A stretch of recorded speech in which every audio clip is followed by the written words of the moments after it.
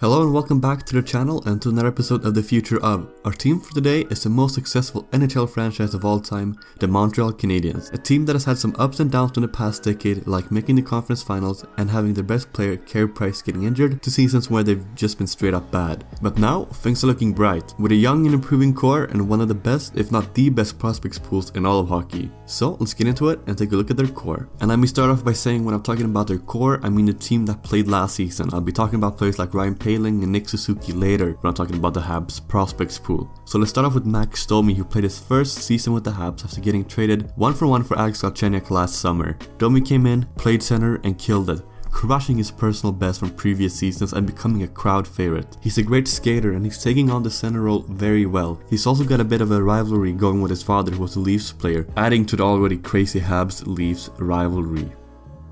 Next to Max Domi is Brendan Gallagher. Now the term underrated is thrown around a lot and is becoming pretty redundant at this point, but Gallagher is very underrated. With back-to-back 30-goal seasons and one of the best contracts in the league, he really is underrated. And he doesn't let his small size get in the way of his feisty playstyle. A real treat to watch, and in a couple years I think he will be the captain of the Montreal Canadiens. But the biggest future hope the Habs have is their first round pick from the 2018 draft, Jesperi Kotkaniemi. The Finnish center shocked a few when he was picked at 3rd overall, but the Habs knew what they wanted and they're getting it. A center that can play on both ends of the ice and that can score. His shot is really good, and despite not having the best statistical season, he will only improve and will soon be the #1 center for the Canadiens. Other than those three players, Jonathan Drouin and Thomas Tatar are two very capable wingers, especially Tatar, who came in the Pacioretty trade about a year ago and had a very impressive season. So on the offensive side, the Habs look decent for now, but they have three very good prospects which I'll be talking about later. Looking at the defensive side, and still have a few years left of Shea Weber in his prime. The leadership and skill he brings is very important to their blue line. He may not be the fastest skater or the best stick handler, but he does the small things well, and the Habs are definitely a better team when he is playing. Jeff Petrie is a good defenseman and quietly had a very good season, scoring 46 points. And Victor Messier is a good defenseman too, but the main focus with him this season will be the fact that he's played over 100 NHL games and is yet to score a single goal, and it's becoming a meme at this point. So I'm rooting for Messier to finally get his goal. Their goaltending is world class, and for one reason,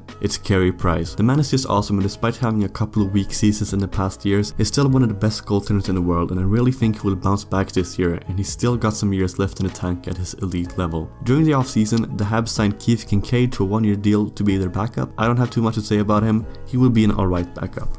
Their prospect is what I'm most excited about, and I'll start off with my favorite, Cole Caulfield. Somehow, he dropped right into the hands of the Habs at 15th overall in this year's draft. The Habs would be stupid not to pick him, and they did. And so, they got the best goal scorer available at the draft and the best goal scorer of all time in the US National Development Program, scoring more goals than players like Phil Kessel and Austin Matthews. He's just a straight up goal scorer with an amazing shot. He'll most likely spend this coming season in the NCAA, and you could probably already mark him down as a favorite for the Hobey Baker Award. And next, we have a prospect the Habs didn't draft, but instead was picked by Vegas in the 2017 draft, but later traded to the Habs in the Pacioretty trade.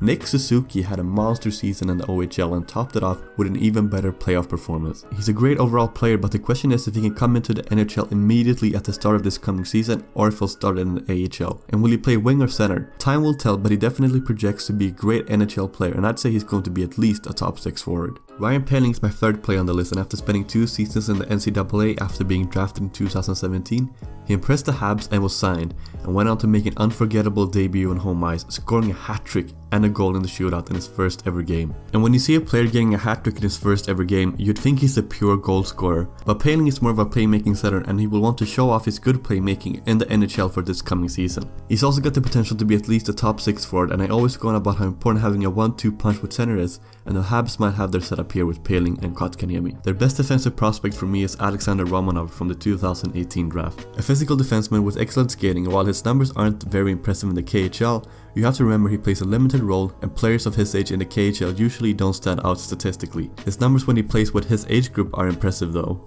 The last player on my list is a goaltender, and it's Caden Primo from the 2017 draft. This past season, he won the Mike Richter Award for the most outstanding goaltender in the NCAA, and his numbers were indeed outstanding. He's going to play in the AHL this coming season, and maybe we'll see him make an NHL appearance at some point, and in the coming years, Habs fans will hope he keeps developing to the point where he can replace Carey Price, because he can be that good. These are my favorite prospects for the Habs, and as always, there are more great players that I didn't mention like Josh Brook, Mattias Norlinder, and Jesse Ylönen. front end. So what's the future like for Montreal? I'd say it's very bright, with one of the best, if not the best prospects pools in the league, and an already good team that just missed the playoffs last season. They look good, and I think they're making the playoffs in this coming season, and from there on, it's just up for them in the coming years. So that concludes this episode. I hope you enjoyed, and let me know what you think about the Montreal Canadiens in the comments below. And if you're a Habs fan, let me know what you think. Are you super excited about the future? Are you kinda on the fence, or where do you stand? And if you have any requests for my next team to cover, leave them in the comments below. And I thank you so much for watching, and I'll see you in the next one.